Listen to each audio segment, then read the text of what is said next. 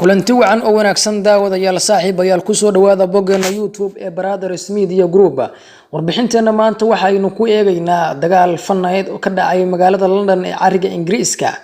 Inta aynaan u guda galin warbixinteena fadlan daawade haddii ay tahay markii kugu horeysay ee boggeena YouTube nagu dhiirigeli subscribe gambaleelkana furo muuqaalkan like saar una share gari asxaabtaada ku mahadsanid.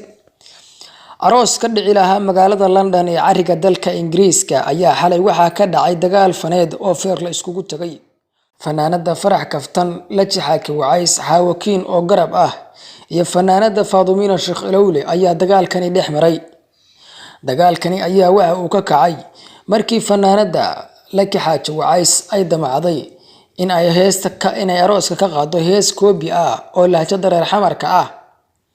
Halka fanaanada Faadumiina Sheekh Ilowle iyaduna ay heestaasi u diyaarsanayd balse aysan labadan fanaan iska warqabin. Mar allaala iyo markii masraxa la soo fuulayna fanaanada la jixaaki wacays ayaa waxay damacday inay qaado heesta reer xamarka ah ama lahjada reer xamarka ku heesay.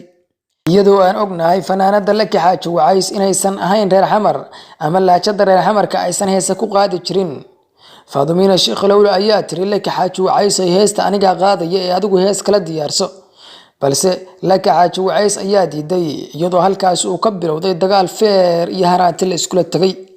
qoyska xafladan aroos ka dhiganayay ayaa durbadiiba wacay booliska cariga Ingiriiska gaar ahaan magaalada London iyadoo markaas wixii ka dambeysayna boolisku halkaas yimaadeen. Fanaanada Farax Kaftan ayaa boggeeda Facebook live ka soo gashay iyadoo sheegtay inay aad uga xun tahay in hees koobi ah labadan fanaan ee saaxiibada ah isku qabsadaan. fadlan daawade bal arrintan fikirkaaga ka dhiibo inta warbixinta mid ka xiiso badan ku kulmi doonana waxaan idinkaga tagnaa sidaas nabadgelyo.